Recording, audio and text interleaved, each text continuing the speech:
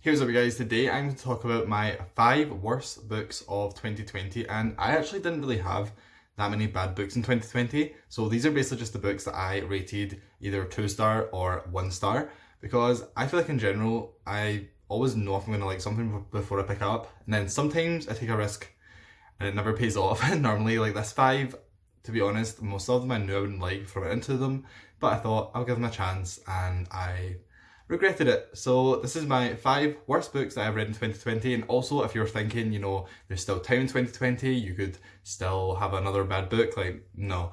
For the rest of this month, I am only reading books that I know I will like, so there's no risk of that. But on the other hand, my top books of 2020, I'm putting off a little bit because you never know when you're going to be surprised and have a really good book that you really love. So if you enjoyed this video, please leave a like, please subscribe, and let's get started talking about my very first book, number 5. So in 5th place, I have Romeo and Juliet by William Shakespeare. This is a play written in the 1500s about 2 teenagers from rival families who fall in love, and ultimately it ends in their deaths.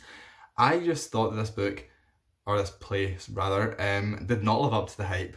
Romeo and Juliet is one of those stories that just everybody knows, and I've said all this in my November wrap-up, so I'm sorry to repeat it, but like everyone knows Romeo and Juliet, and then the play itself, I just thought was not that good. Like, Shakespeare's writing, he does have some beautiful writing, but just the storyline, it all happened so fast. It was the definition of insta-love. There's very little character development. You don't know who the characters are other than their relationships to each other, and just the ending and everything, it just did not live up to the hype. Like, I don't know, I just expected this to be this dramatic, great, captivating love story, and what I got was 2 teenagers declaring their love to each other the moment they meet, and then killing themselves like 20 pages later. Like, I just did not think it was that good, and basically it just annoyed me because I was like actually really looking forward to reading it because it is so iconic.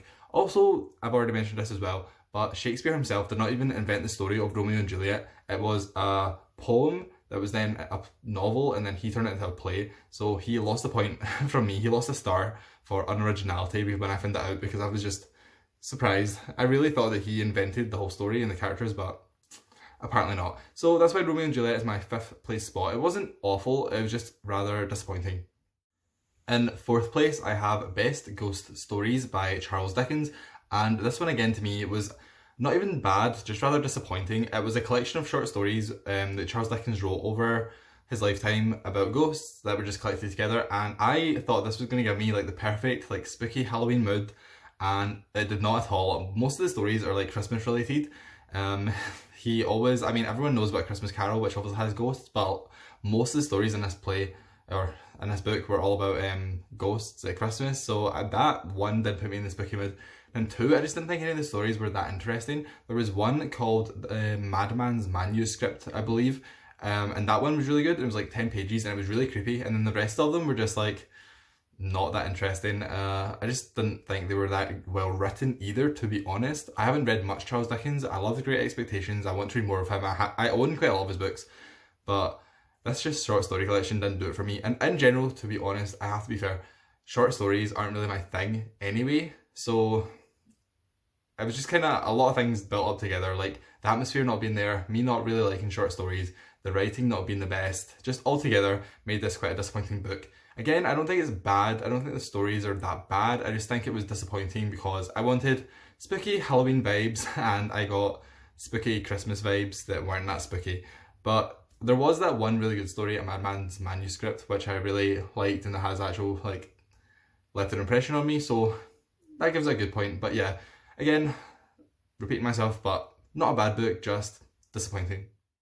In 3rd place, I have Shirley by Charlotte Bronte, and this one for me is like in the middle between being disappointing and actually being kind of bad, which is why the number 3 spot is perfect. So I honestly cannot really remember what the plot of this was. There was 2 simultaneous plots. There was like kind of the love-ish story, I think, and then there was this stuff about like the Industrial Revolution, and then the Industrial Revolution stuff was just thrown away and forgotten about and never really concluded. And then the other plot about like the main character, who is a girl whose name I can't remember, it wasn't Shirley. Shirley is like her friend that doesn't come in until like the second half of the novel. That stuff I honestly can't even remember because it was so boring. So that's like the impression this book left on me. I was so disappointed. Jane Eyre is my favourite book of all time, I think. I'm going to reread it in January and see if that statement holds up. But Charlotte Bronte's other books just really don't do it for me, and this one was the worst, I think. It was just so long, so boring. Like I said, the plot lines don't really interconnect well, and then the Industrial Revolution stuff just pushed aside and forgotten about, and overall it just wasn't that interesting.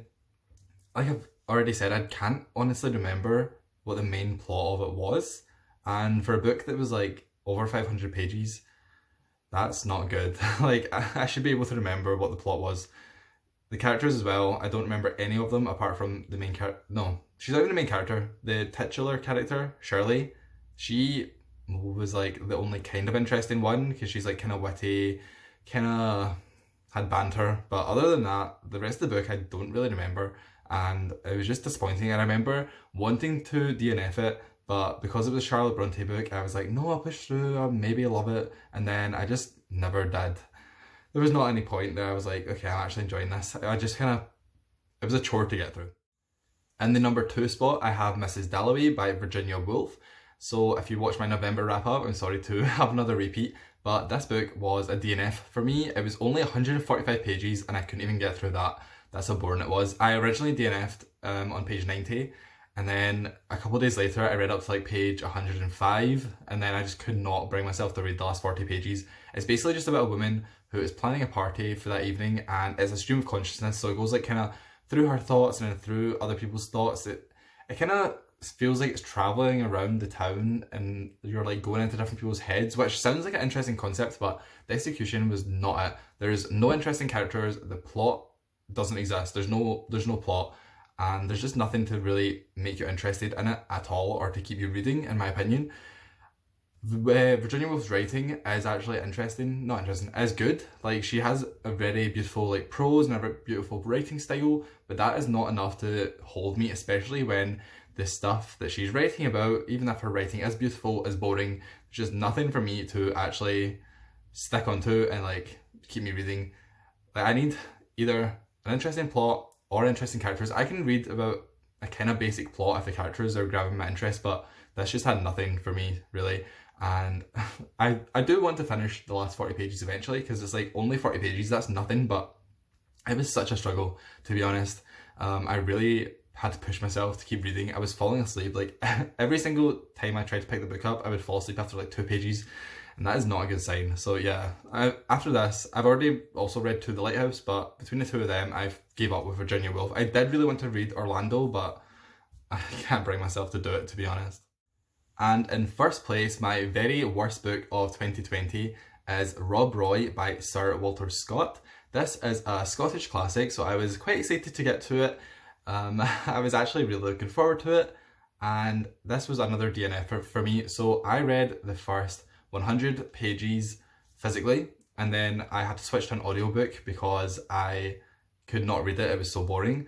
And I actually read or listened up to about the 80% mark, and then I just had to DNF it, even if it was an audiobook, because I was so uninterested that I switched. No, I didn't switch. I went over to the Wikipedia page and I was like, okay, let's see where this is going. I'll just read like the end, because I'm going to be honest, I don't remember anything that happened in this book. There was like a boy who was getting sent up to Scotland. I think he was like causing trouble like with his family, so they sent him up to stay with someone else in Scotland, and then he met Rob Roy, who's like this Scottish warrior type person. I cannot remember for the life of me. I was listening to this audiobook on like normal speed at some points, trying to like understand where I was or what was going on, and I don't remember anything. Like, it has left no impression on me. But yeah, I switched over to Wikipedia.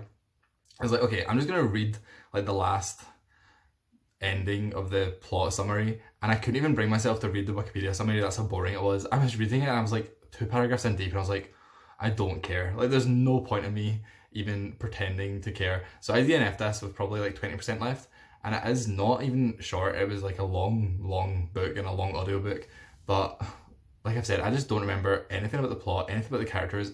Kind of like Shirley. I guess Shirley probably should be lower down, but I mean, it doesn't get much worse than third place, really.